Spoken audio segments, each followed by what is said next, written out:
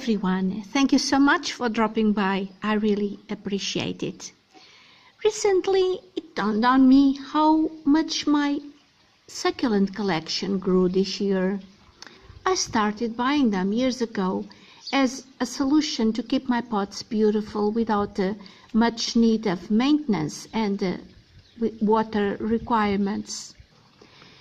But then I realized how beautiful and rewarding they are. And I guess that recently I became addicted to them. I arranged them mostly in large containers, but then I have so many already. I decided it was not enough, and I felt I must expand. So I decided to make some alterations in the garden and place them in garden soil. When we start a project, we imagine the plants all grown up and mature. And that's what remains in the back of our mind when we put our hands to it. But then either we start by planting specimen and get the full effect right away, or we will have to face the disappointment of looking at the smaller plants looking poor and sort of dismayed. What happened anyway? They looked so large in the pot. Well, let's face it. The fun of gardening is seeing our plants grow, right? Otherwise, we would contract a landscaper, and he or she would bring all grown-up mature plants, and that would be instant satisfaction, like in the TV, in the programs we see in the TV. Nope, I'd rather wait. These plants might look flimsy now, although they aren't. They are just in a larger place. They looked better in the pot. Here, the place where they are is so wider, they disappear. But they are good plants, and they look promising, and they will grow, and they will look much nicer in a few months. Bearing these thoughts in mind, let's take a look at what I did in this corner of my garden.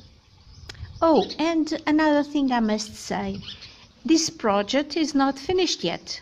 In fact, the basics are not done yet.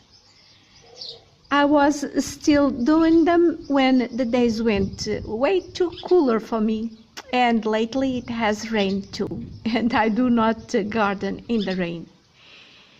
This week, in fact, it has been not only cooler, but also rainy, and also very, very windy. Anyway, I wanted to share with you what I've done so far, and we can always give you an update. Years ago, my garden was just a very large lawn, and on this corner here, when I replaced our lawn by a ton of river stones, my idea was to make it look like a riverbed on this side, and on the left, covered with plants, would be like a riverbank. For several reasons, I did not succeed entirely, not from my point of view, although it was not bad looking. Anyway, for this new project, I lifted most of the perennials I had here. I left only a few. But there is no reason why not going back to my original idea. Of course, it will take some time, till these succulents will fill in. And maybe in the course of time and their growth, I may have to make some alterations and replace plants. But they will grow large eventually. I expect them to grow fast. Most of them, although they are still small, they are supposed to grow to medium-sized bushes. And to make this area less uniform and monotonous, I decided to place these large stones here. They make like a walkway, and make a sort of a differentiation. I must take away the river stones that are below each one of these landscaping rocks, and according to the different thickness they have, I may have to dig into the soil to make a space to embed them so that they stay at the same level as the river stones. So now let's see what I have here.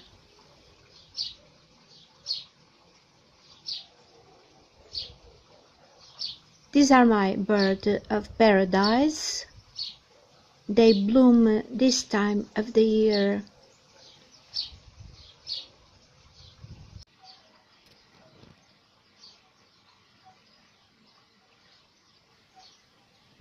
These freesias grow wild here. Many of them hardly have any soil. They are just growing among the stones. That's amazing. And they smell so good, and look at those colors. This is a juniperus. I'm growing this one from a very small cutting I collected near the beach several years ago. These are lavender. They will become bushier and with beautiful fragrant flowers in the summer. And here come the succulents now. This is an Aloe arborensis.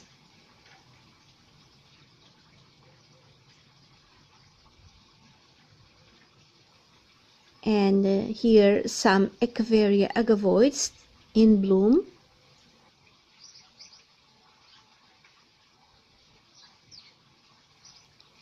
These are Crescula ovatas.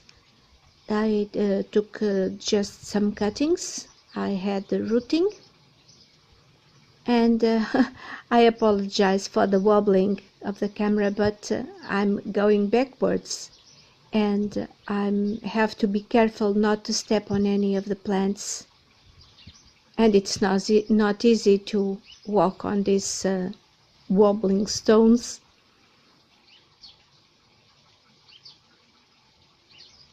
And here we have an assortment of aeonium. They have beautiful colors. They were cuttings, but they are already rooted for sure, because I can see they have grown.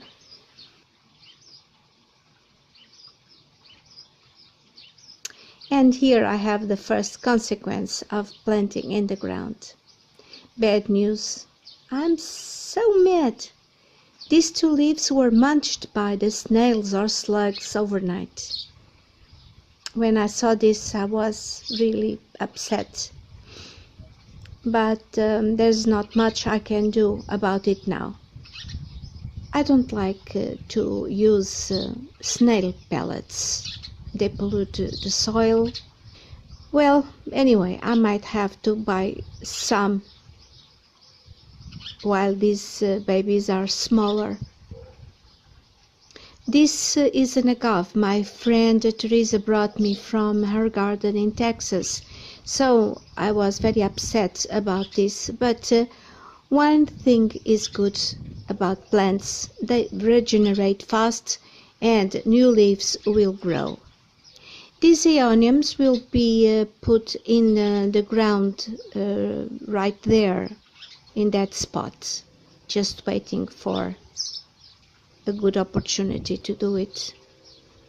This will make a tall bush. Well, going back again, caution not to step on anything.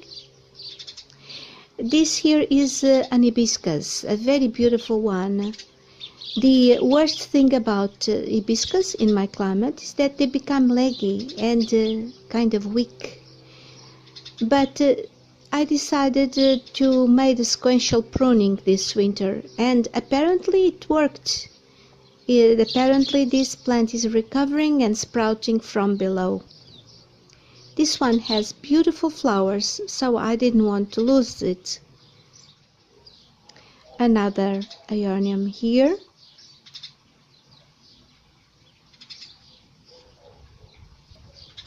This is a Crassula swaziensis. It will also grow large. On the other hand, this is a low-growing Crassula multicava. It spreads, has a nice green leaves. And anyway, it's good to have some different sizes of plants. It makes the effect much nicer. And this is Crassula tetragona. It grows looking like a pine tree.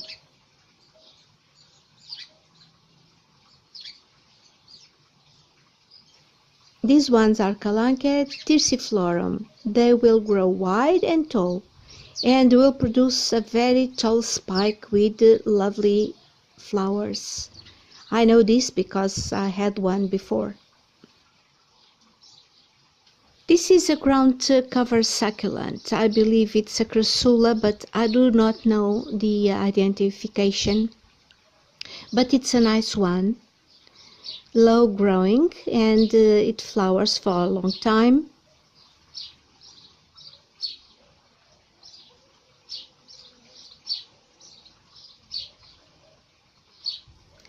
This is Crassula arborensis, silver dollar they call it.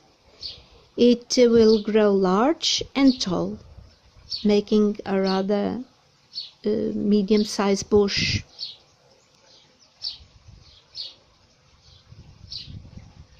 This small one is Calanca feldschenkoi. It's just a small cutting. It doesn't look much here, but it's a nice plant. I took this cutting from one of my pots. You can see here how it looks in the pot. It's a gorgeous plant. And it produces lovely orange flowers during winter.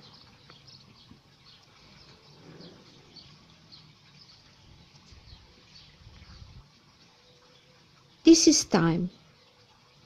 I have several varieties, low-growing varieties growing here among the stones, but they usually get to spring half dead. Anyway, I chose the best parts and left them because they will revive during the summer. And they are nice because they are very low-growing and they spread. Some more here.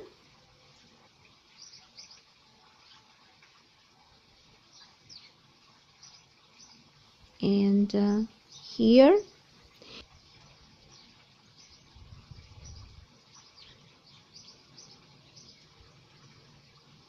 This is a Graptopetalum paraguayensis. It's a nice looking small shrub. And as you can see, there are still drops of water from the recent shower.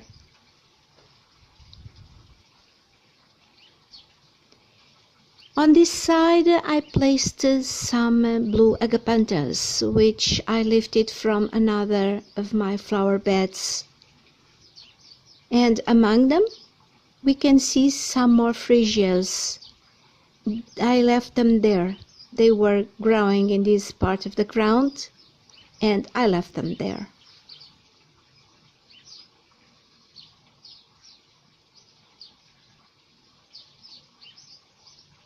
Aren't they lovely?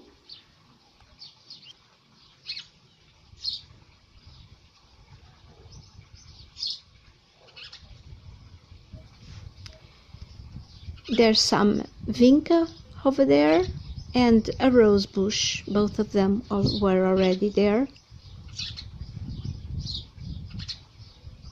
And there is some more thyme here, a larger bit of it.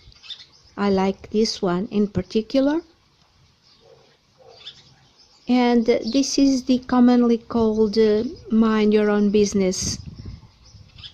Soleiroli, that's the scientific name. I love this plant. It's a very nice ground covering. I like this ground covering species, as you've noticed.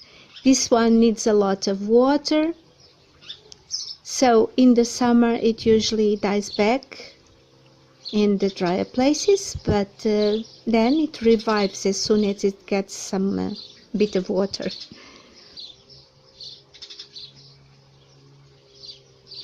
And this is it for today.